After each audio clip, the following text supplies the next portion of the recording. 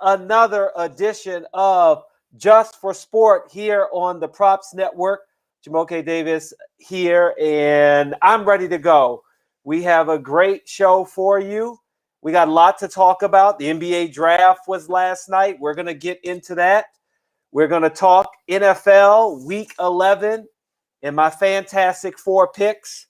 Really excited about that. Bo knows college football. A big game this weekend between Indiana and Ohio State. We will get into that. And, of course, Virginia Tech at Pitt. How can we not talk about Pitt? And devil's advocate. Should we allow performance-enhancing drugs in sports? Would we enjoy sports maybe a little bit more? New records being broken? Just want to explore that topic, son. And then in sports you don't care about, it's always sunny in Wrexham. I know you don't know what that means. Maybe you do. If you watch the show I'm talking about, you know what I'm talking about. And I'm going to delve into how soccer is going to change completely after this one move. You got to wait to hear about that. But this is actually the 50th episode of Just for Sport. I can't believe it. And not only can I not believe it, but realistically, as I was kind of going over the rundown yesterday, once again, you can join me via the chat. We're going to have Dexter Henry on very shortly to talk about the NBA draft. Hopefully you're watching on YouTube, Twitch, or our Facebook page for the Props Network. But I just can't believe it's our 50th episode. And to think where this show has gone, what we have done. I am thankful to Sam for bringing me in and Kyle for working with me as well. I really appreciate Joe Walkowski at the beginning as we would talk NBA and kind of, finding our way. Haley Mylon and Haley's comment. She's going to be on very, very soon. Not in this episode, but soon. She's coming back. But I really appreciated having her on. And she was the very first guest on Just for Sport when it was a podcast and only a podcast. She was the very first guest on the show. And so I'm always appreciative of that. We go way back to our time with the Wizards together. And we've had some really great guests. And I was trying to think about summing up what does episode 50 mean to me? And thinking about the different guests that we've had on the show. To me, it's something that I have enjoyed being able to express myself, not be, tied to a team. And I enjoyed working for the Wizards. Don't get me wrong. I really loved working for the Wizards. But, I have been able to, whether it's here right now and I'll work for a team in the future is a possibility. Always a possibility because I love working for teams. But I've been just able to express myself and stretch my abilities and talk about topics that maybe I wouldn't have before if you're if you work for a team and you're kind of having to represent that team. But it has really allowed me to be myself. And I really appreciate that with the Props Network. It has allowed me to learn more about betting and gambling and something that, I didn't really do, especially on the basketball side. I did a little bit on the football side, but when Sam and I were talking about trying to do a show, it was really about, hey, Jumoke, just be you. And let's see where it goes. And I really appreciate that. And we've had some amazing guests on. As I was sitting here and I was like, I was going through my phone here and I was checking out the library of all of the shows that we've done and all of the guests we've had. Michael Wilbon, Sarah Eckert. I mentioned Haley, Casey Phillips, Torrey Smith, David Aldridge, Harry Chickma, Diane Roberts, Frank Hanrahan. I have really enjoyed every bit of the people that I have had on, Andy Thompson, because they've always brought something different. I think that's what I wanted to explore in the beginning, is to not necessarily think about this show just having talent on. It's about betting, and people who bet aren't necessarily on camera. It's about sports, and I wanted to explore people who have been in my life that aren't necessarily, come from the same world. We had people on from advertising, and Dylan Heimbrock, who loves sports. It's a breadth. It's a wide berth of talent, a wide berth of guests. And I want to thank every one of the people that have been on the show to help me make it to 50 episodes. I really appreciate it. And thank you. Thank you very much. You can join the live chat on YouTube and Twitch. And we're going to dive right into the NBA draft. It's been the most entertaining draft I have ever seen from an emotional perspective. And we're going to bring in Dexter Henry on. Dexter, thank you very much for joining me. Really appreciate it. You were on with me last episode. Yep. He's a co-host of the podcast, Ain't Hard to Tell. And before we dive into the nuts and bolts of the draft, the first thing I thought about when I woke up this morning was how emotional it was. Seeing the number of young men that were crying and moms that were crying and fathers, it was just so emotional. And I think maybe the virtual draft, the playdemic, as I like to call it, maybe has affected more people with this coronavirus because they've been so isolated and didn't know if their dreams would come true with this draft. And it did. And that outpouring emotion was just amazing for me to witness. What was it like for you, Dexter? Yeah, it was. That's something that was a huge takeaway from this draft, just watching these young men. And as you said, Jumoke, their families also just being so emotional about this. I mean, I think we always see emotion in the draft, but let's be real. When they're in the green, when they're at the physical draft, I think a lot of guys are holding back, right? They might not want to cry in front of other guys. They might not want to do that. But I think when people be around their families, maybe more of their families, some of the situations look like, I don't know, might have been a super spreader what some people had at their houses. I was like, they're doing a little too much. But to see that was just really good, and it was really raw. And just so I think, like you said, they didn't know if they were going to have this opportunity. They didn't even know if there was going to be a season or a draft or this could be done. And so that was really beautiful to see from these guys, such raw emotion. Some guys couldn't even speak once Malika Andrews started asking them questions. So, it was a really beautiful thing to see. And, no matter whether you walk across the stage, I'm sure people want to shake the commissioner's hands, but I thought the NBA did a good job in ESPN with the presentation and just allowing these guys to still have a moment, because that still matters very much. And it matters for these guys to be drafted, but I also feel like, doesn't your health matter? And just like you said, I was like, there were way too many people right next to the players. I just felt like, what are y'all not understanding about, not only are we dealing with a pandemic, but there have been long-term effects in the short term, but still long-term effects. 2 months after somebody had coronavirus, they're still having breathing problems, still not at 100% health. And you are potentially affecting this kid, these young men, with possibly the coronavirus, and they're about to play a season in like 45 days. They're going to be having to play at their best. What was going on there? I don't know. And I said this last night. Look, if it was my son, or if it was my daughter, which I have one, if it was an NBA draft, or WNBA draft for her or something down the road, and this was the situation, no, you know what? We can't have all these people there. I mean, it was crazy watching some of the stuff where I understand the emotion and you want to get a lot of people that have supposedly been with you for the ride to this point. But you could tell the difference between certain families. Some families had it in their home, very small. It was mom, dad, girlfriend, brother, sister, the immediate family. And that's totally understandable. But some of these other players you saw having it in these big halls or different venues to accommodate. I forget who the player was that had like 50 people behind him. And I was like, yo, man, this is not going to be good.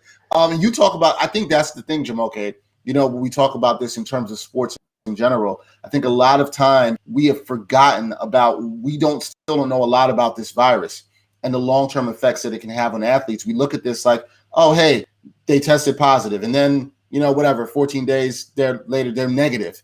And that's just it. You talked about these young men who have to go and start a season in 45 days. They don't have a summer league. They're going to have a sort of, similar training camp, but it's going to be ramped up in a way. So they're not really going to get acclimated to basketball life. And then if you throw the COVID protocols and everything on top of that they have to worry about staying safe, well, you want to get them off on the right foot, and you don't want to have them in situations where they're around so many people and you don't know how everybody else is moving. That makes them unsafe. So I don't know what some of these people were thinking. I guess the answer would be like they weren't, because they weren't thinking, I think, about the ramifications of this. I understand, man. I get it. It's a big moment. But this is, I think, when we look at this through sports, Jumoke, you also have to look at this in terms of the rest of the country and being like, look, we should be trying to keep everyone safe and do things in the safest way possible. So, yeah, some people were a bit reckless, or as I like to say, they were doing too much for sure last night. Speaking of safe, I know it's kind of crazy, but as soon as you said that, made me think of safe pick. When you look at this draft, did anything surprise you as far as, because I feel like when I think of safe pick, I feel like that's like best player available, right? You can always, that's a fail safe. You just go back to that. If anybody asks, why'd you take that player? Hey, best player available. Did anything surprise you with this draft especially in the top 10 of players that were picked? I was surprised that Obi Toppin, who went to the Knicks, didn't go to the Cavs. I thought the Cavs would take him for sure. I never thought he would make it past 5. I was a little shocked at that, with the Cavs doing that. I think another shocker to me was the Hawks pick. The Hawks took another center, which that was really shocking to me, considering, they have bigs in John Collins. They took Onyeka Okongwu. They have bigs in John Collins. They have Clint Capella. And it's interesting that he took another big when I think a lot of people would have looked at that roster and said, hey, they need to add wings there. So those moves were a bit shocking to me. Now, even though I said Obi Toppin didn't go at 5 to the Cavs, I was shocked that he went to the Knicks, because I thought the Knicks, it was pretty clear they needed a playmaker, and they would go with a point guard. And once Killian Hayes went off the board at 7 to the Pistons, I definitely thought they would take Halliburton, and they did not. That was a huge shock to me. But apparently the Knicks were in love with Obi Toppin, represented by CAA. Leon Rose formerly used to run CAA. So that was a bit shocking to me. But I think that was it in terms of the top 10. I will say, I don't want to call it a safe pick, but I think once we saw the news come out about Klay Thompson, obviously we still don't know enough about his injury, and that they think there's possibility that it could be devastating, could be the Achilles on top of the torn ACL that he had. I think it made a lot of sense to me that then the Warriors would take Wiseman. And I mean, they could still trade him, but it made a lot of sense to me that they would take Wiseman and keep him there. And that was the safe pick. You've heard Steve Kerr talk about how they needed a little bit more size and length. They got a big man.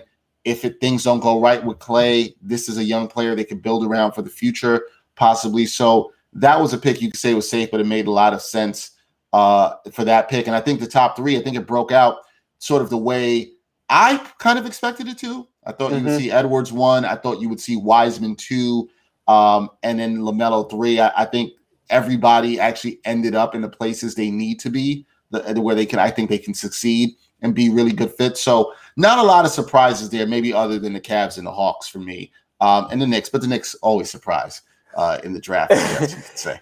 It was hilarious to see LaMelo Ball go to the Hornets. You know what I want to see more than the Hornets play and LaMelo Ball on the court is I want to see LeVar Ball versus Michael Jordan. Pay-per-view right now. Let's see that game. Because, I mean, he called him out. It's just the irony that Ball ends up becoming, one of Jordan's players. Do you really want to see that? Oh, do you really want to see LeVar Ball get embarrassed? Because we know that's what's going to happen. Look, Jordan ain't going to lose to him. That's for sure. We know that. He's not going to let that happen. It's only a matter of how much will he embarrass him by. That's the real question. How much will he embarrass him by, Jumoke? You're right. And it's ridiculous because if you said pay-per-view $10, I'm paying the $10. Okay, maybe $9.99. If it's under $10, $9.99. I'm paying that to watch the two of them play. Maybe even more than the NBA game. You know what? I think I'll pay it. It's not that I'm like excited to see the game, but I just want to see Michael Jordan just talk smack to him the whole time, and LeVar Ball not be able to do anything about it. Like that would just be hilarious. So I'm here for that. Yeah, I think they should. Maybe they're going to end up doing it at halftime or something. Just let the two of them go ahead. They should. You mentioned surprises. What about steals? Is there a player that you saw that you said, wow? Again, you talked about, players that drop. You didn't expect them to. I would say the steal of the draft could it be a Devin Vessel? Or you mentioned Tyrese Halliburton. Was he the steal of the draft? Those are two I like. I like that you mentioned those two names. First, let me talk about Devin Vessel. Really liked his game. Jumoke, us both being pick guys, we've seen him a little bit in the ACC with Florida State. And this is a guy I think that can come in immediately, contribute, 3-and-D player. Really liked his game. I even thought, hey, if the Knicks had grabbed him at 8, it wouldn't be bad. I thought it could have gone higher there as well too. I do also like Halliburton. Obviously, I thought he was the best point guard available at the time for the Knicks, but for him to slip down to Sacramento at 12, I mean, that's a great find for Sacramento. He's a guy I think that could play well off the ball with De'Aaron Fox, steady, can shoot. I know some people are concerned about his mechanics, but he does have a great repetitive motion, and he does shoot the ball very well. So I like that. Another guy, I'm going to surprise you on this one. I'm going to surprise you on this one. I kind of like what the Wizards did, man. I like what the Wizards did with Denny Avdija. What'd you say? What'd you say? Bo said the same thing in the chat. He says he likes the Denny pick. Yeah, here's why I like it. I think it's going to take him a little bit of time to develop. And I was texting with you, telling you this last night, right? But I like the fact that he's another guy who can, you can put the ball in his hands. He can be a playmaker. And if you're going to run it back with Wall now coming back and Bradley Beal and Rui, here's a guy that can add a little bit of different dimension to the offense. He looks like a smart player, heady player, has a good feel for the game. I think sometimes we get way too caught up in athleticism in terms of the NBA and not looking at guys who have good feels for the game. He looks like he has a good feel for the game. I don't know how he can contribute quickly, but I think he's going to have to get a little bit stronger. That's one thing. But look, it's going to be in an NBA weight room under an NBA nutrition program. I think the kid will be fine, but I do like that he has a good feel for the game. And I could see this, 2 years from now, you might be smiling, Jumoke, about your Wizards having a nice young player. And I do think that was a good pick. And it's going to be good value where they got him at 9. Look, I said this to you the other day, Jumoke. I don't think there's a lot of, superstars in this draft. I could be wrong, but I do think people can find a lot of good rotation players, even if you get a second, or third option. At 9, if he turns out to be a number 3 guy for you guys in terms of scoring, that's not bad. And okay, so let's talk about this Wizards pick because the funny thing for me with Denny is it reminds me of an Ernie Grunfeld type pick. Always getting an international player.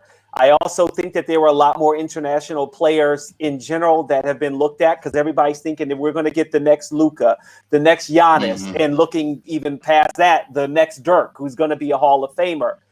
But I also, I got my share of Jan Vesely 2.0 Texas as well. So I was like, oh boy, here we go, the next Jan Vesely. And just to pivot a little bit, I just wanted to share a funny story with you and everyone else. So, this was the first draft that I hadn't covered personally in a long time. Now, that Jan Vesely draft was funny because, I believe that was also Chris Singleton was taken. And the backup point guard, Shelvin Mack, was taken that year. I'm going to say that was what, 2012? Oh, my God. 2014? Okay, whatever year that was, all right?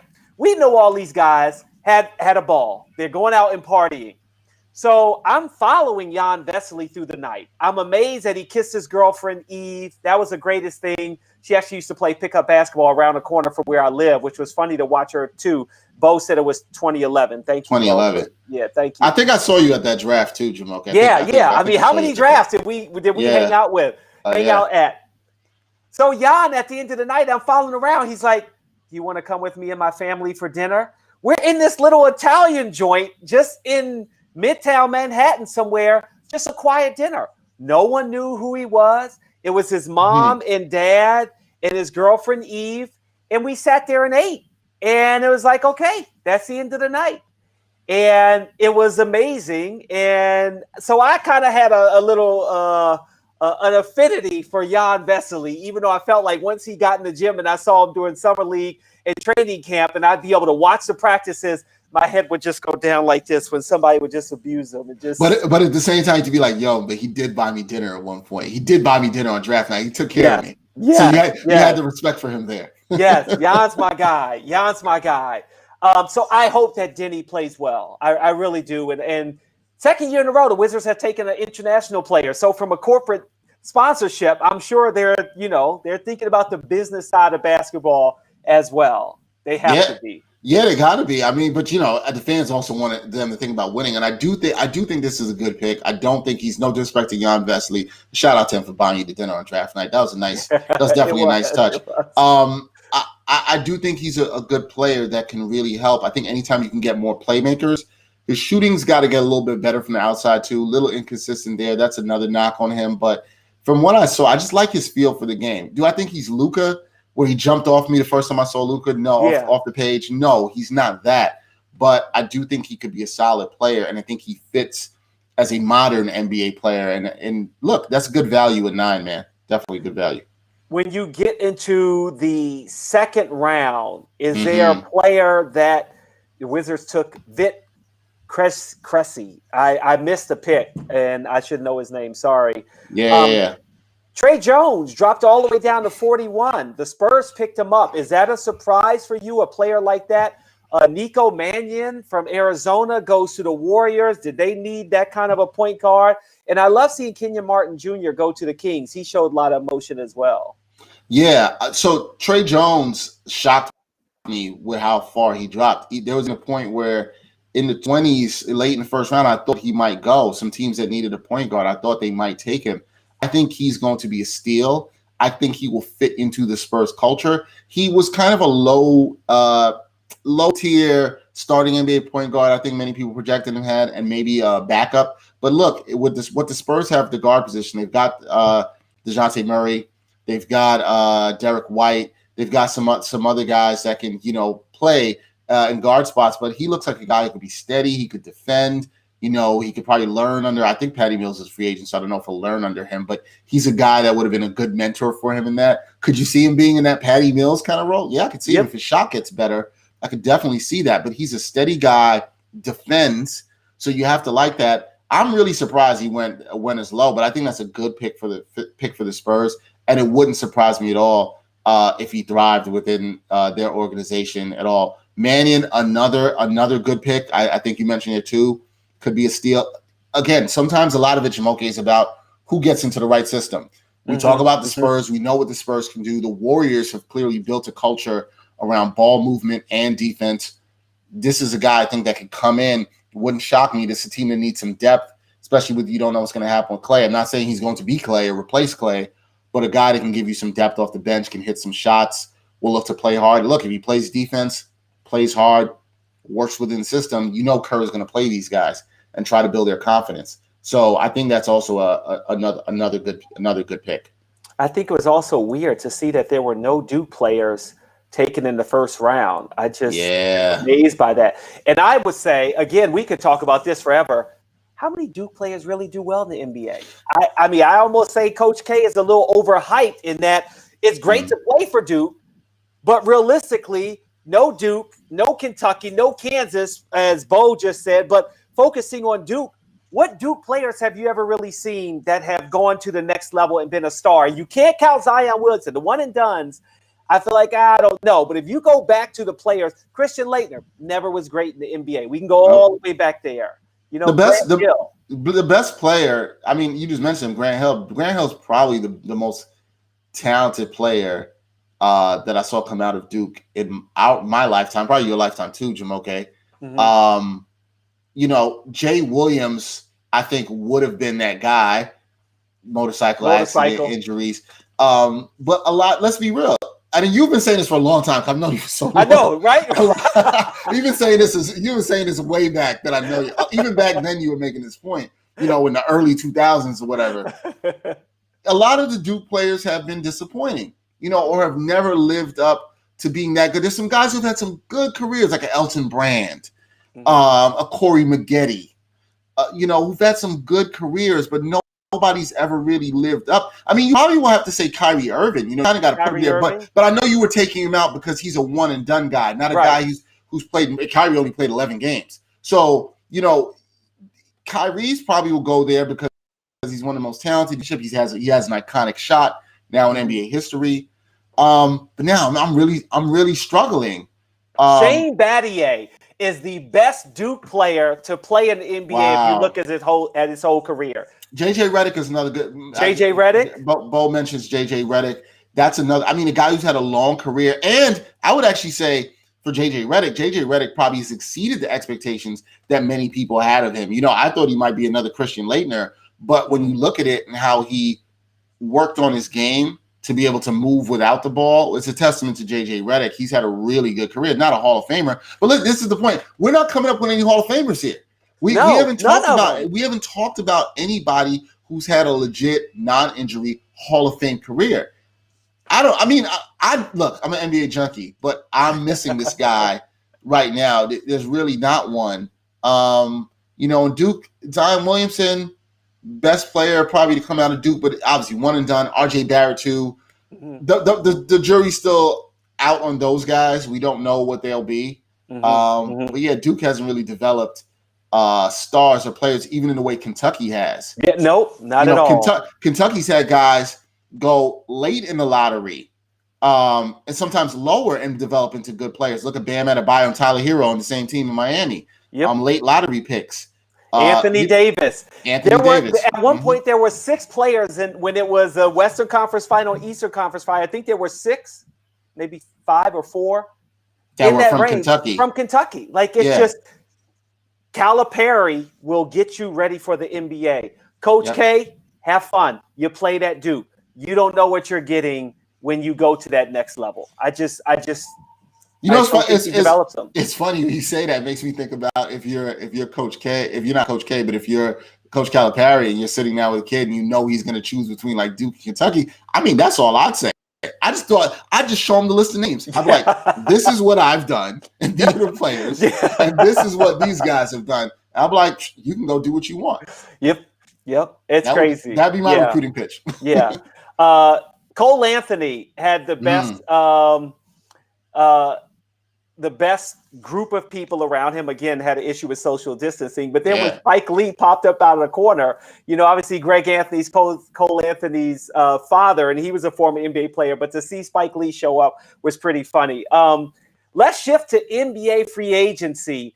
It's going to be I'm going to say a bevy of moves before the season gets started. They've got to move fast, and it seems like the Bucks were moving the fastest. They trade for Drew Holiday, but then Bogdanovich. The Bucks stopped at Bogdanovich and kind of messed up their deal. But you can see Milwaukee trying to make the moves to match the Western Conference, Lakers, and I guess you could have said Golden State, but just trying to really bolster their roster. Do you like the moves of what the Bucks were doing, and if Bogdanovich does end up playing there, what that team will look like going into next season? Yeah, I did like the moves of what they did. Now you can question and say whether they were paying a hefty price in terms of what they acquired to get Drew Holiday, what they also had to give up to get Bogdanovich. Although I really like the Bogdanovich move. I'm a big fan of Bogdanovich. Tough player. If you've watched him play in the EuroLeague, you watch him play in Serbia. This is a guy who can hit big-time shots.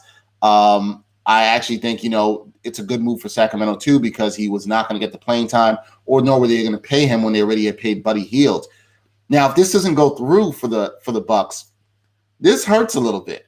From one standpoint, I'm always like, well, how do the guys, if they, it was Ersan Ilyasova, I forgot who was it Dante DiVincenzo was in that deal as well too. Mm-hmm. Those guys thinking they're going to Sacramento, and now they got to come back to the Bucks, and they got to be there for training camp and looking around at everybody like, y'all didn't want me, and now I got to practice. Bogdanovich, I think the key here is he wants to get paid more. right? And I guess the terms of what he would have agreed to in a sign and trade is not what he'd want. If you're the Bucks, they're going to try to do whatever they can to try to work this out because they don't want any bad feelings. They want him there.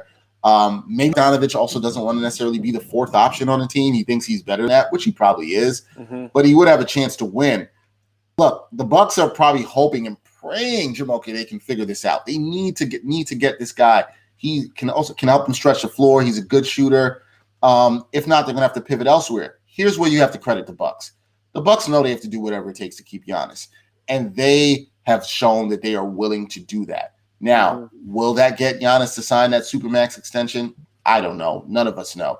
But you can't fault the Bucks for not trying everything they could to try to keep this guy here. This is not like what Cleveland did back in 2010 where they did nothing to keep LeBron there. They are really going for it, and at least you give them that credit. But if this doesn't work out with Bogdanovich, it's going to be interesting to see what else they do to maybe get another scorer or try to appease Giannis and make another move. The Timberwolves add Rubio. The Rockets send Ariza, the 16th pick, to the Pistons. Horford to the Thunder. All of these trades are good. Whatever.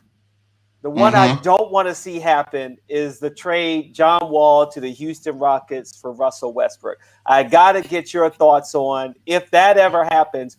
Who do you think gets the better of that deal? And I'm just going to say, I think Wall should stay in D.C. He's given his heart and soul to that team and that community. And injuries aside, he and Beal have a chemistry that I think is better than what you will get if you try to think that Westbrook and Beal can play together. I think that's a great point, okay, about the chemistry. They've had, I don't want to say situations, people try to blow it out of proportion, I think, in the media about how they beefed with each other, didn't like each other, and they've both spoken on it in that they really were just pushing each other. And I always think that's a good thing for any team, any culture. And I think there's a mutual level of respect there, and they want to get it done in D.C. I think it's a move you don't make if you're the Wizards. There's nothing that, to me, what's the true upside there? And, you know, you're a lifelong Wizards fan, okay? What's the upside there, okay? You know, you're bringing in another guy whose game is based on kind of like John Wall. John Wall's coming off an injury. Russell Westbrook's had some injury history. Both are not great shooters, but John Wall knows the system with Scott Brooks, knows the players with Bradley Beal, and they've retooled that roster. Now some other guys coming in. There's no need to make this move other than maybe Scott Brooks wants to see a guy he coached before in Westbrook. I don't see it. Plus, if I was the Wizards, I'd probably want to pick for taking Westbrook's contract. I mean, I don't even know if the Rockets would want to pick for taking Wall's contract. I mean, nobody should get a pick in that situation. No, I think it would just be one of these moves, a change of scenery for the sake of a change of scenery, but I'm not sure it actually does anything for the teams. So I think the Wizards need to keep a guy who's bought in and clearly wants to be there, and is, like you said, has given his heart and soul to the team and has done a lot in terms of rehab to get back there. Just run it back with Wall. And I think those positive vibes, that relationship he has with Bradley Beal, like you're saying, Jumoke, that matters. That stuff means something. Yeah. And it's not something you always can see on the stat sheet, but how guys like each other and get along in the locker room and want to fight for one another, which I think Wall and Beal do. I think that matters. Not saying that Westbrook wouldn't want that stuff. I just don't, I think the place for Westbrook to go is Charlotte. That's what I would say. I think that's Charlotte. To go. Yeah. Even with LaMelo Ball? Oh, boy. I mean, look, that's a tough backcourt because neither of them can shoot. Yeah. But they're both athletic, and I guess it'd be somewhat exciting. And in Charlotte, they need to sell tickets, and they're not going to get it. They're not going to get a free agent. They're not a free agent destination. So you need a team like that or Orlando, I think, to jump into Westbrook. I don't think the Wizards need to be that team at all. If nothing else, I would say Westbrook to the Hornets. I actually like that also from a different perspective, though. And maybe you had the same thought, too. Westbrook might be the one player in the NBA who I think could go to that team and has the fire that Michael Jordan had when he played. That competitiveness nature Westbrook has. Yeah, I will say that about Westbrook, and I think that's not a bad thing either. And I think it's more for an organization like a Charlotte or like an Orlando I mentioned. An organization that needs that kind of jump start and fire. I don't necessarily feel like the Wizards are one of those teams, but I can see a Charlotte, Orlando. I'll even throw Sacramento in there. Some people are going to say the Knicks. I hope they don't do that. But some people are going to say that. And I just think that he needs to go in a situation where I think he can uplift and give them the fire. And but I think the Wizards already have that, and they don't necessarily need to do that. But we'll see. It's going to be very interesting because the Rockets, one thing's for sure about the Rockets, and I'll switch to that for a second, they need to rebuild. Yeah. And they're trying to do it. One of the things I didn't understand in their trade with Ariza last night is they gave up a pick to Detroit. Basically, it's just Tillman Fertitta. I don't want to call him broke when he's, a billionaire, but he's trying to save money and have money so they can use the mid-level exception, where I'm just like, don't you need picks? You need more assets here. So the stuff the Rockets are doing sometimes is head-scratching. They got 2 firsts for Covington, which was great. Then you trade one of them to unload Ariza to the Pistons just so you can use the mid-level. It's like, what's your plan? Are you trying to rebuild here or not? I don't know.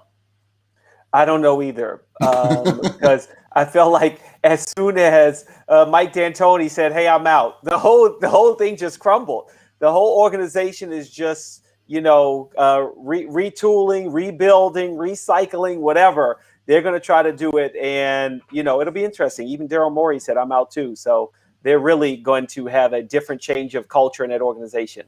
Thank you, Dexter. Yeah, no problem. We'll see see what they do. All right, I'll have you on again, of course, because we're going to be talking a lot of NBA. Maybe we should have you on regularly. Let's talk about that offline. Yeah. I'd like that to happen. That'd be great. Okay. We'll talk about that. All right, Jumoke, thanks for having me, man. All right, thank you. You can catch Dexter on his own podcast, Ain't Hard to Tell. And you can also, as you saw, he had on that T-shirt, Sideline Stories. He tells a lot of wonderful, beautiful, curated stories about athletes and culture as well. Dexter's doing a lot of wonderful things, beautiful things. I'm happy to have him on. All right, when we come back, we're going to talk NFL. We got Thursday night football, and of course, Thursday night football rolls into my fantastic 4 picks, which includes Thursday night football. And we'll get Bo on. He'll talk a little bit more about that as well. But first, Reed, the Props Network is the place where bets begin at thepropsnetwork.com. No, the Props Network isn't a sports book. It's where smart bettors and new players, as I used to be, go before the sports book. Why? Because the Props Network has a few things that all bettors need: exclusive sign-up bonuses, reporting on weekly promos, free betting picks, and live odds comparisons for every game. That's right, every game. Not just NFL, not just NBA, MLB, the big ones. No, every game. A visit to thepropsnetwork.com before placing a bet guarantees that you'll be wagering with the very best available bonus and getting the biggest possible payout if your bets hit, or if you just want to play once, then maybe helping your bet hit. But the Props Network isn't just another bonus site. We've also got great content. Follow the Props Network on social media, YouTube and Twitch, for updates all week from me, Just for Sport, and the rest of our Props Network team. Get ready to bet with the Props Network today. You must be 21 or over to bet. Do you or someone you know have a gambling problem? Call 1-800-GAMBLER today. Boy, that was a lot. We talked a lot about the NBA, but we can't forget about the NFL. We got some great matchups for you coming up. The first one that I've got on tap, Thursday night football. So in the beginning, let's first tell a story about how I was really despondent about the Thursday night football.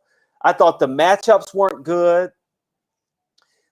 I was really, really disappointed that we even had Thursday night football, because I said, how can you denigrate the Sunday games? And then they added Sunday night. And obviously Monday night football is, appointment viewing. But I've grown to really enjoy the Thursday night game. Why?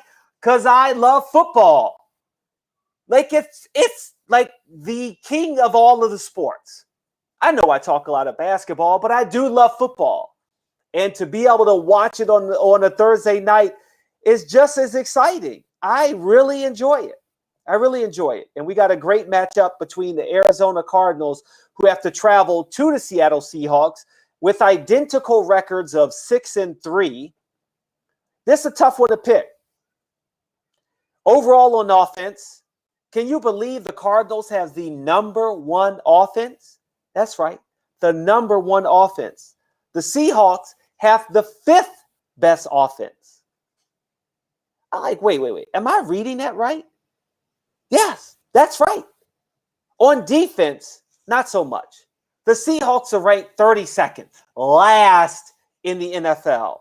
The offense is ranked 16th for the Cardinals. I am trying to figure out where I want to go and who's going to win this game. One stat sticks out to me, and that's rushing. The Cardinals rank first in rushing. And no, that's not because of a running back. That's because of Kyler Murray. Kyler Murray. Now, Seattle is still favored at -2.5, over under at 57. Money line plus 128 for Arizona. Seattle is -150. I think you will get the over in this game. But I find that I don't know how you cannot. This game is an 8:20 kickoff on NBC. How you cannot go with Arizona here. And I'll tell you why you can't. Why I'm going to pick Seattle. Because I think we're getting into the hype. And I know, like, I'm leaning towards Arizona because their rushing game is on point. Their offense is on point. But I also have to remember that there is a level of excitement right now for Arizona, all because of the Hail Murray to DeAndre Hopkins. Because of that one play, everybody's all in love with the Cardinals. That's really what it comes down to. Who was paying attention to Kyler Murray before that? Okay, maybe a little bit. Yeah, we were. But not to the point that we're thinking, oh, they're better than the Seattle Seahawks.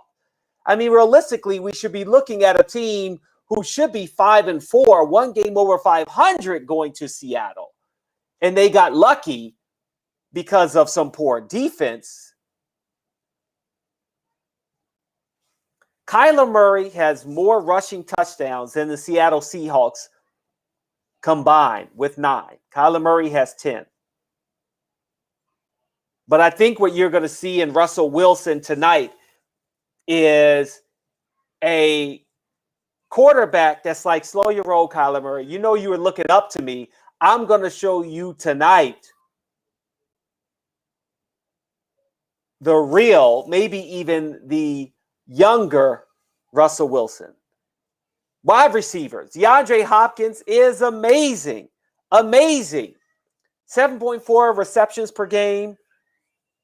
95.7 yards per game. 9.8 targets.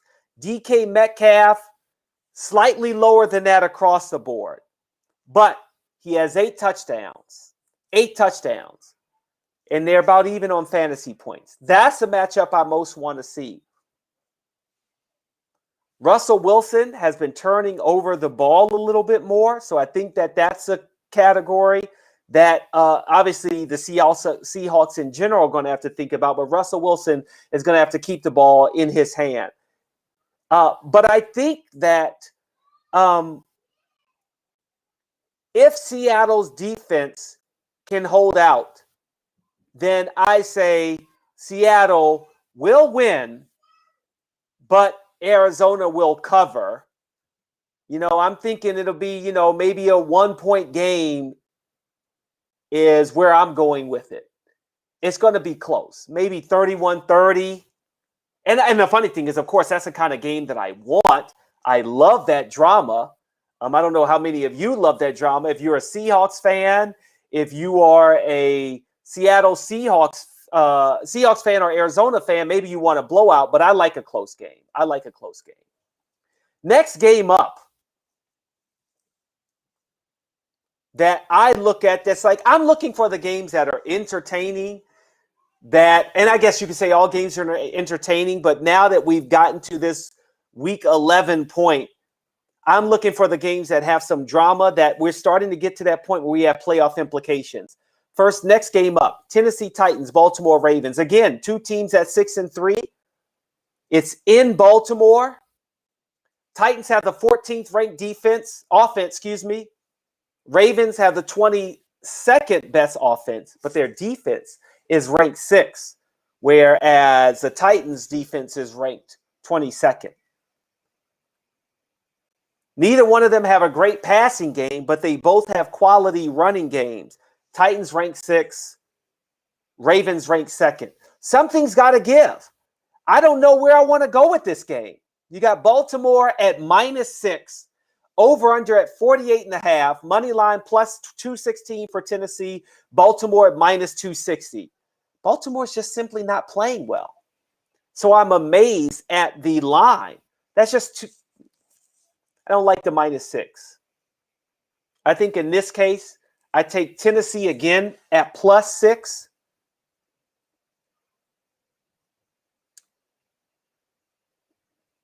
But I wonder if Baltimore can turn it around. I didn't expect them to lose in New England the way that they did, only scoring 13 points. Lamar Jackson, teams maybe have figured him out as a quarterback. He's not running, not able to pass the way he did last year. He's just not as dynamic as he used to be. And Tennessee, their red zone efficiency is over 75%, second highest in the NFL. And Baltimore, in the red zone, is allowing teams to score over 75% of their red zone plays. That's highest in the NFL. And even though the Ravens have allowed a league low 18.3 points per game,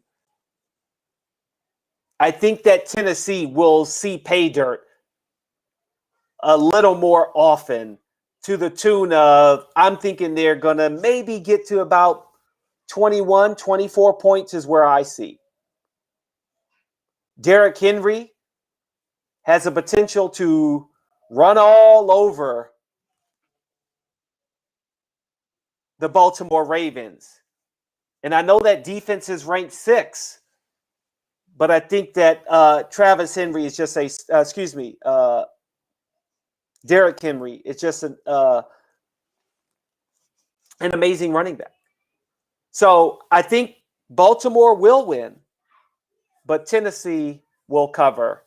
And at that over-under, 48.5, I'm going to take the under. Next game up, Kansas City at the Las Vegas Raiders. It doesn't sound the same when you say Las Vegas Raiders. Kansas City has flown under the radar all season, in my opinion. They're 8-1, but nobody's really talking about them. Their one loss was to the Las Vegas Raiders in Arrowhead.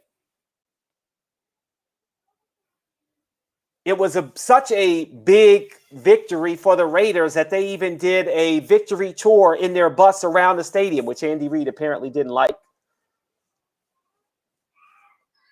Kansas City is favored at -8, over under at 56.5. Las Vegas is +3.5, 303 with the money line. Kansas City at -379. Thank you, Uttam Sharma. He said, good job. Thank you. I love doing the show. Kansas City has the 4th ranked offense. The Las Vegas Raiders have the 16th ranked offense. Defense, 13th for KC, 18th for Las Vegas. That passing game is key for Kansas City. They rank 2nd. And the rushing attack for the Raiders, they rank 7th, is key. Is that a big number? -8 for Kansas City. Can they really run up the score?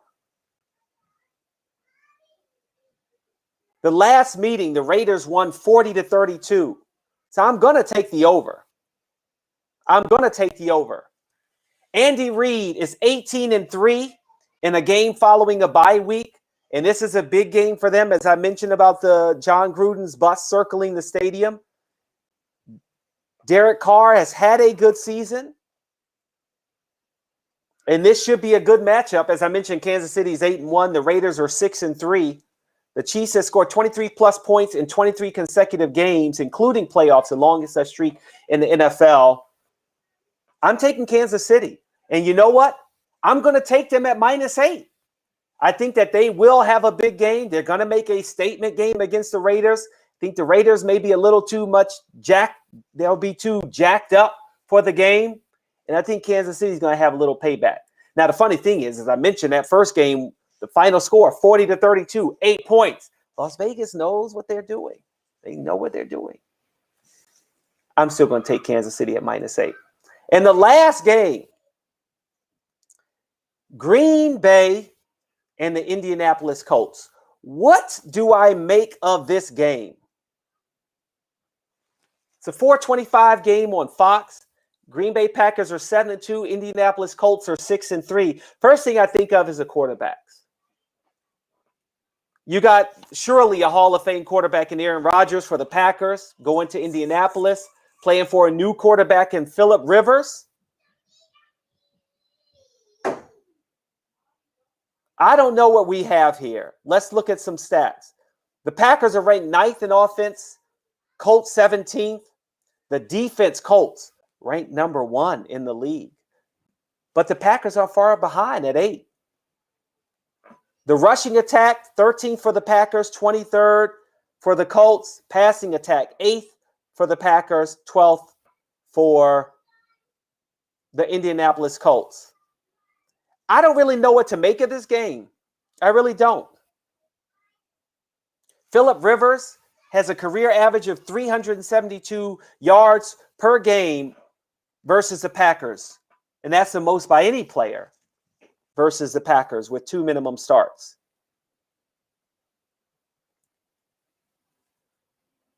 Aaron Rodgers has lost to one AFC team since Matt LaFleur was named head coach in 2019, 5-0.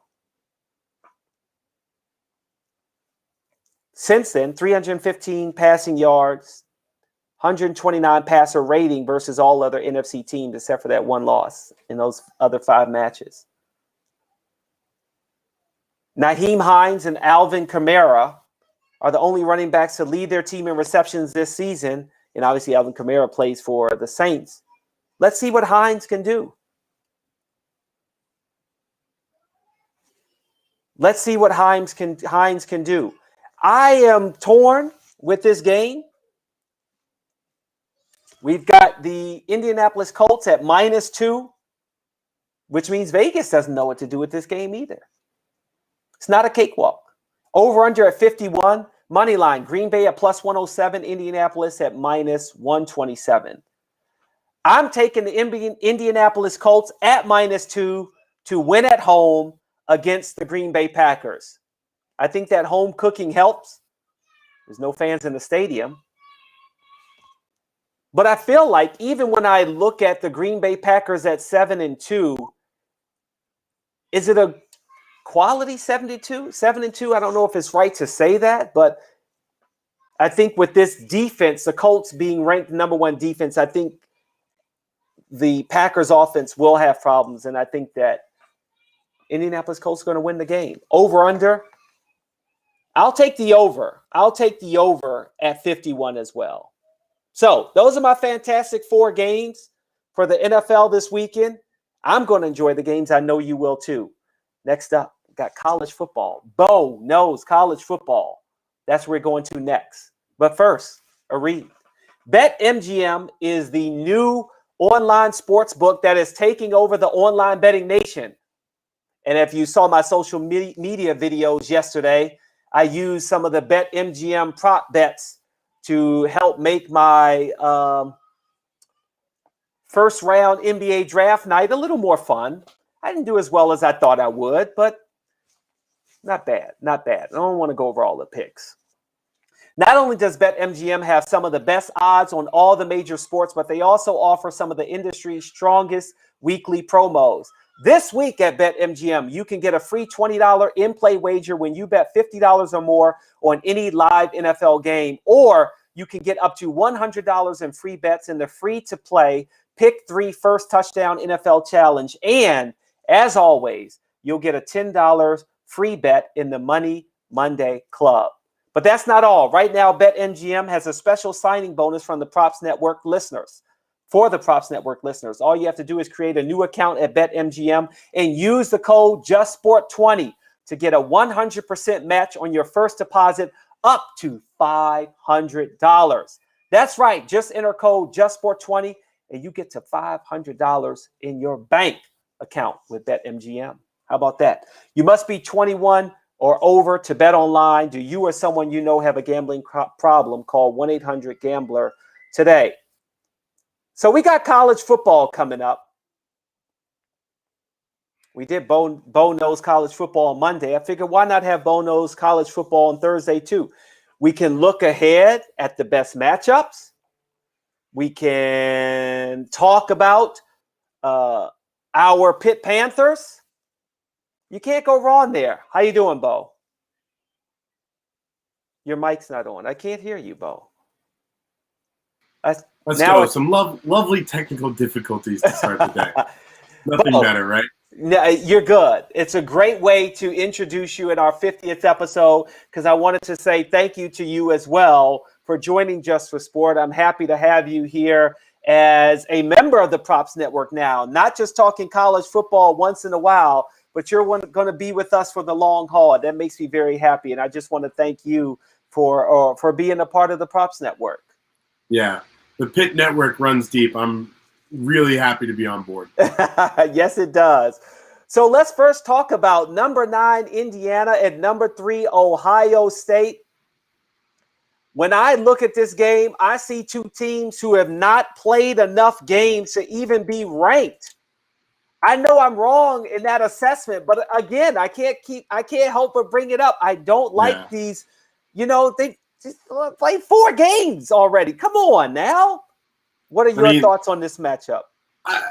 I think you're beating a dead horse there, but it's a valid complaint. But at this point, I think you just kind of have to accept what's going on there. I think what's more worrisome is today with Maryland, Michigan State getting canceled, we've reached 15 cancellations for this week again after having 15 cancellations last week. We don't need to get into that because I know we talked a lot about that. I guess it was Monday. But, again, still very concerning. What isn't concerning is how good this game is going to be. When you talk about Clemson and Florida State are playing and Indiana and Ohio State playing, if you looked at this game, at this slate 5 years ago, you would not have expected that this Big Ten matchup would have been the top 10 matchup. You would have said it would have been Florida State and Clemson. But here we are, number 9, Indiana, number 3, the Ohio State.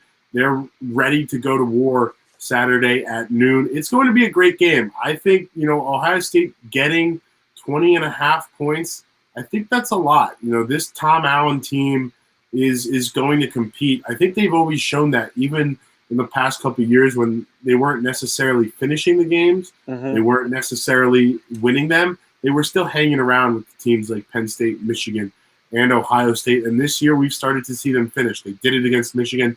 They obviously did it against Penn State. And here they are with a chance to do it against Ohio State. I like Penix Jr. I like Fields. I feel like the ball in their hands it'll be an exciting game. But the Hoosiers kind of crept up on us, right? Yeah. Ohio State has always been here. So I feel like more of the pressure actually falls on Indiana to show that they belong more than Ohio State saying we're here and we're legitimate even though we only played 3 games. See, I think that's a good point, but I would actually go the other way. Oh. Right? I would say that Indiana, they're playing with house money at this point, right? Because nobody expected them to be here in this situation besides themselves. Tom Allen knows the type of guys he's got in that locker room. He knows the type of team he can put out.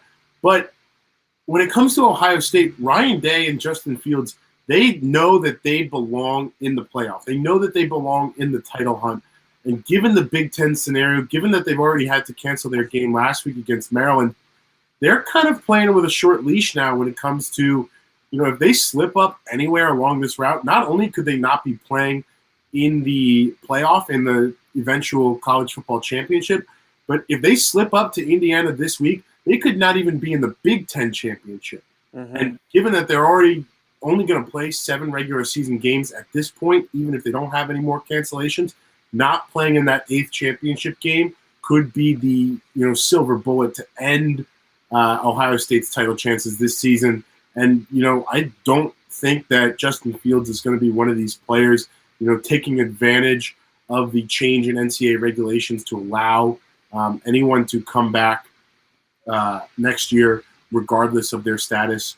And as a student this year, I don't really see Justin Fields being one of those players to entertain that. I think he's going to make the leap to the NFL after this season, and I think Ohio State will have wasted a golden opportunity with one of the best college quarterbacks we've seen recently. I can't believe that Ohio State is favored -20.5, over under at 66. And this line opened, I want to say, at like 18.5. So we're definitely seeing heavy movement in favor of Ohio State, which gives me a little more indication that maybe I might want to take Indiana in the points. Oh wow! Okay, Indiana in the points. And if you're feeling bold, plus 800 on the money line. Ooh, okay. Those are good odds. Maybe you have to go, and look at making a bet myself. Over under at 66. How high of a scoring game do you see this being? I think it's a good number. Indiana, I think, went around 50. It was like 36-21, I want to say, against Michigan. These are two underrated defenses. I think Indiana, their strength this season, despite the play of Michael Penix and Stevie Scott, their great running back, their strength has been in the defense. Tom Allen, he's a defensive guy, defensive head coach. That's where he's going to make his bread and butter. That's why I think that this might be a sneaky under game at 66. Both, accomplished offenses, two really good quarterbacks in Fields and Penix Jr., like you mentioned, but two really accomplished defenses that are going to want to come out and compete as well. So maybe an under pick. I'm still kind of going back and forth, but 66 is a really interesting number right there in the middle of the range. The other game, of course, we're going to talk about Pitt football. Virginia Tech comes into town. Virginia Tech is favored to win this game. What in the world is going on? Pitt plus 2.5, over under 54.5. I don't like it. I mean, these teams, in my mind, points per game, Virginia Tech is scoring more, but I thought that maybe Pitt would get a little more love being at home. What are your thoughts on this game? Yeah, and I think that's that's when you look at these lines, right, you have to keep in mind that, there's normally a 3-point swing when it comes to the home team. So on a neutral site, this is probably a 5.5-point line for Virginia Tech, which is telling you what odds makers are thinking about Pitt right now. Coming off a unscheduled bye week after there were COVID issues, both in Pitt's camp as well as Georgia Tech, who won't be playing this week either after their game with Miami was canceled. When you look at the records, both teams at 4-4, Virginia Tech at 4-3 in the ACC, Pitt at 3-4. Virginia Tech had a really good start to the season. They, ran up the score on Boston College and NC State, and then they come back down the stretch. There were some issues early in the season with a lot of holdouts. I think they had 20 missing players for 2 or 3 consecutive games. But, Braxton Biermeister, their backup quarterback, stepped in admirably. It's been a huge season for Khalil Herbert, their running back, a transfer from Kansas. They also have Raheem Blackshear, a transfer from Rutgers, and a very good offensive line in front of both of those backs. But then they come out, they lose to Liberty, who we talked about a little bit on Monday. They lose to Miami in a game which they led pretty much the entire game going into the fourth quarter at Lane Stadium down in Blacksburg, and then just kind of gave it away in the fourth quarter. And again, I'm not that impressed with Miami this season. They've done their job. They've managed to get things done against every team except Clemson. But I really thought Virginia Tech was going to pull that out.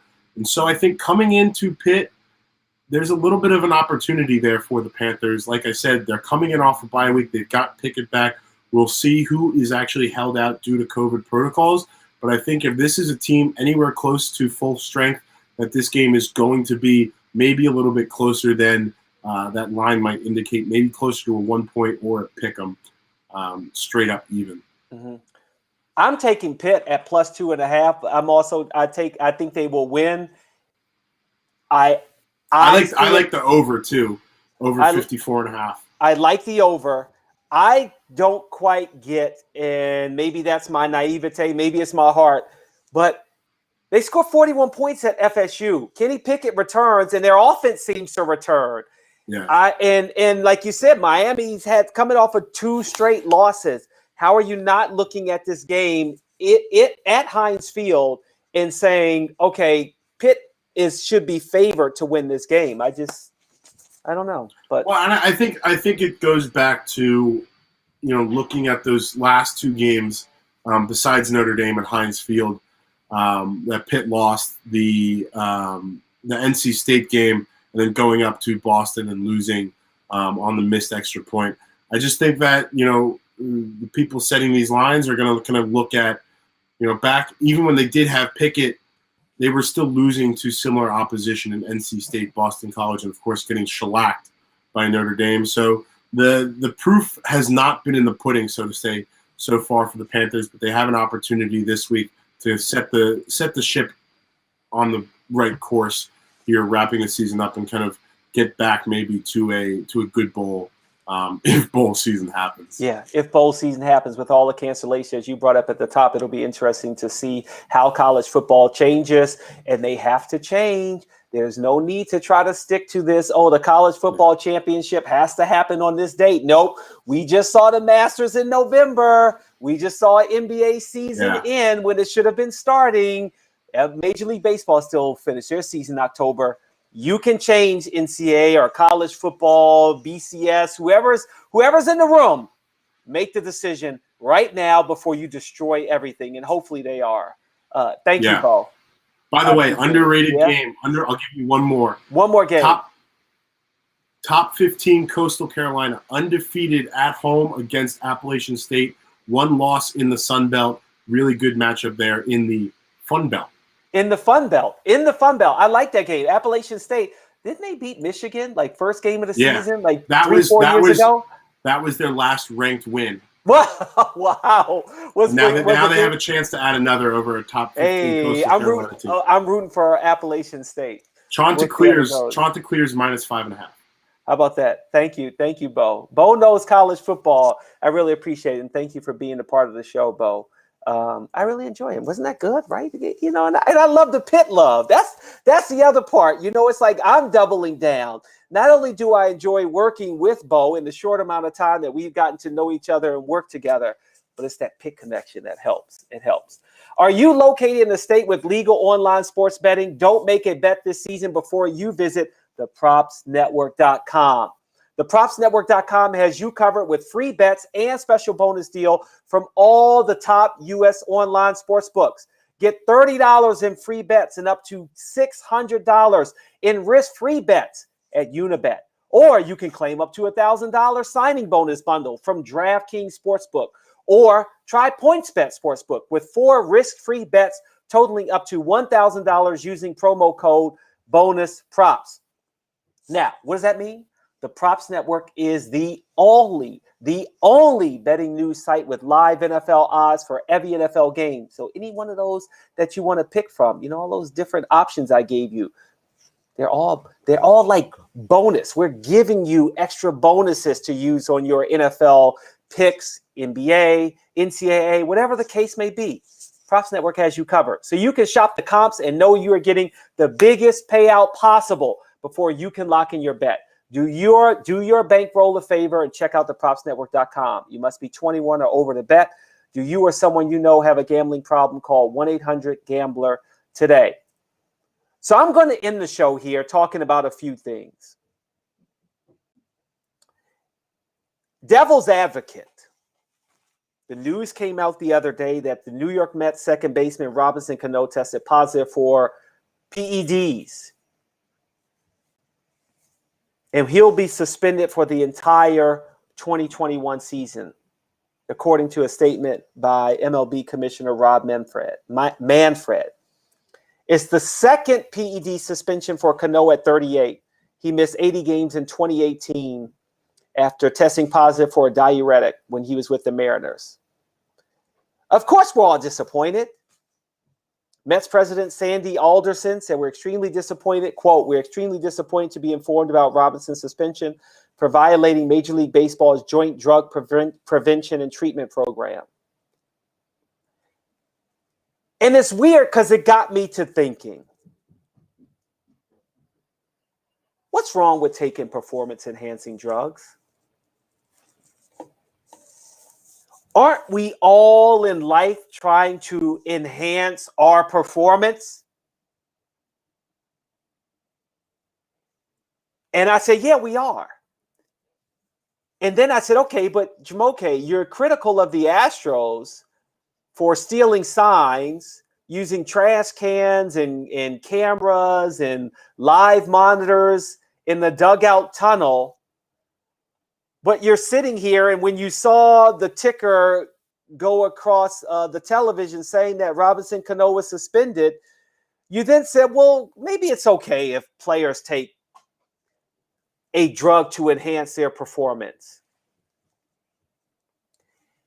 And the reason I bring that up is because the line seems to just shift over time. The history of the drugs that are okay to take have improved in terms of what you can buy in the store, what's over the counter. And I would like to think that if you're saying players cannot take performance-enhancing drugs, and there's this list here, but then you find the players saying, oh, well, I just went into the GNC and, that's where I was getting my performance-enhancing drugs that weren't illegal from. And then you find out, oh, well, I didn't read the list or the ingredients on the packaging, and that's how I got myself in trouble. If this is about protecting the health of players and people in general, saying, no, don't take the drugs. It can hurt you, right? Your long-term effects. We don't know what it does to your body. From that perspective, I understand it. But everything is about enhancing your performance. And I just question to what level we're going to go. Maybe it's at a point where you want to go, you're trying to go back to a time where you just want to say, this athlete was just a specimen. He was just really good at basketball or football, baseball. Obviously, in this case, as Robinson Cano sparked this conversation. And let's face it, no athlete is like that. When Barry Bonds and Sammy Sosa and Mark McGwire were breaking the home run record set by Lou Gehrig. No, sorry, it's not Lou Gehrig. What am I talking about? Wow. Were you enjoying the moment? Were you thinking about the drugs that they took? Maybe a little bit, but not enough to say, hey, they shouldn't be playing. Not enough to suspend them then, even though everyone was saying, oh, well, Sammy Sosa took something. And obviously they went on Capitol Hill and started talking.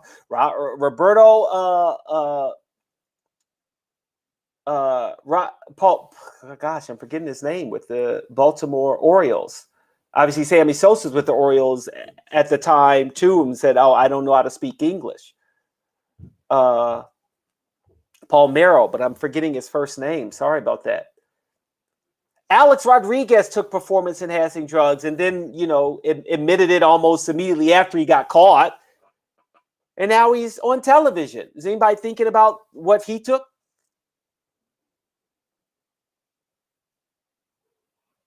If you're hiding it, I guess, yeah, I do have a problem with that.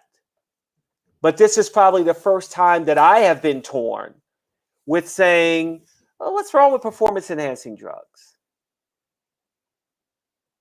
Again, if the player wants to take it, and if you're saying that we don't want them to take it because of the long-term effects of their health, then yes, don't take performance-enhancing drugs. But if it's just because you're trying to say, oh, it's about the purity of the game, that's been long gone. Long gone. And at 38, for a player like Robinson Cano, who's really in many ways just trying to stay in the game, I just want to stay healthy so I can keep playing. Hit home runs, help win games for the Mets. Live up to my contract where I'm getting what, $24 million this year, $24 million next year? I'm trying to extend the life of my career. Maybe it's time to think about us not having as big of a problem with performance-enhancing drugs.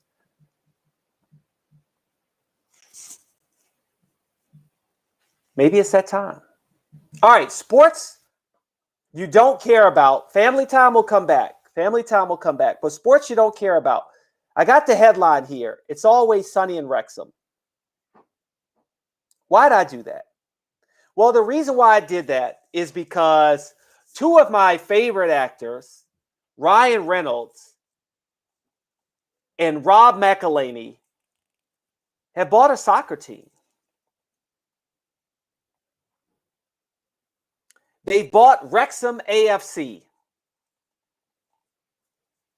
And I couldn't think of a line to mix It's Always Sunny in Philadelphia, where It's Always Sunny in Wrexham, with a movie that Ryan Reynolds has went in. So I said, I'm just going to stick with that. I love It's Always Sunny in Philadelphia. And it was like, it like blew up that these guys bought this soccer team. And it's not like English Premier League soccer.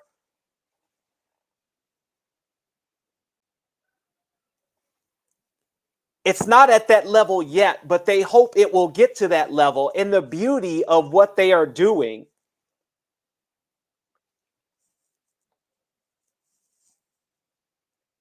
that they put $2.5 million into this team. They want to do a documentary. And I imagine it's going to be the best documentary that we have seen. And there are several soccer documentaries that I have enjoyed on Netflix. And I'm going to share a funny story with you here briefly. I'm going to say maybe 2011, 2012. I don't even know if it was real. But I have been doing a documentary, or more of a docu-reality series on the Wizards when I worked for the Wizards. It was called Wizards Magazine, The Journey. And I got a call from Barcelona. That's right, that Barcelona soccer club, about how much they enjoyed Wizards Magazine, The Journey. And it was a very early conversation about would I come and work on a documentary about Barcelona. I know, stupid. I said no. I love the Wizards. It was my home team. I was almost just honored that they would even think to email me. And then we had a phone call, and they wanted to know how I did the Wizards documentary.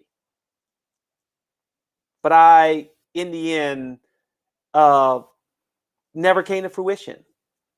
But I loved seeing this story. And now I'm on to a Formula One documentary that on Netflix that I've been enjoying. But the trust for Wrexham AFC said, quote, as Wrexham supporters, we would like to wish them the very best of luck in charge of our football club and look forward to what the future brings. McElhenney said, quote, you may never have heard of Wrexham, the racehorse ground, or Ifer Williams, but you will. So to the Wrexham supporters, trust. Thank you for your faith and trust in us. Reynolds added, we are humbled and we are already getting to work. Is this really happening? It's happening. And I'm excited. I'm excited about it. I want to see what they can do. What I can't do is I cannot add another soccer team to my fandom, but I really want to. I'm already a Millwall fan. I'm already a Coventry City fan. I'm already a Chelsea fan. I'm already an Ivory Coast fan. I'm already a DC United fan. I don't know if I can add Wrexham AFC, but I love the story. And if it's a sport you don't care about, you may at least care about the documentary. Because if you hear about this team getting to the English Premier League and building up an organization, whether it's in 2 years, 5 years, 10 years, it's going to be a great story. And I'm looking forward to watching it. Again, by the way, here's Bo. Bo's chiming in. Speaking of soccer documentaries on, no, I think you're pretty right. Have you seen Sunderland Till I Die? No. Is that a good one? Watch it. Oh. Watch it. That's all I came here to say. Okay. All right. Sunderland Till I Die. I'll check that out. I've watched the Man City one. Tottenham, I'm watching that now, which Tottenham, oh boy, what's going on? Jose Mourinho, I hated when Chelsea let him go. And now where is he? Almost back atop the English Premier League. If it was family time, we would have had a good conversation about that. But I just want to end this over reflecting one more time on the first 50. Looking back at our first 50 episodes of Just for Sport, I want to thank everyone who was on the show as a guest. I really appreciate it. Again, from then until now, I'm happy to have Bo joining the show. I look forward to many, many episodes with him and bringing on more guests and possibly having Dexter as a regular on the show. It's really been a joy to do this show. I'm going to be building a new set behind me soon, so I'm working on new construction. I know it's crazy. I tore down the old one. I'm going to build a new one. It'll be ready soon. But I'm going to take a little vacation. Ending right here at the 50th episode. I'm not going to do a show all next week. I'm going to be giving thanks for even being able to do this show to Sam and Kyle, to Joe Walkowski, my guy who's now on the walk-on. I've enjoyed talking basketball with him as we started the live stream together. It's just been a wild ride, and I appreciate everyone who's been on it. And we're going to come back as Mike Greenberg used to say when I used to watch listen to Mike and Mike in the morning. We're going to come back bigger and better than ever. Thank you very much to everyone for watching our live stream, for listening to the podcast, for supporting me, being on as guest. Looking forward to the next 50. You know what I'm going to say, everybody. Ciao for now.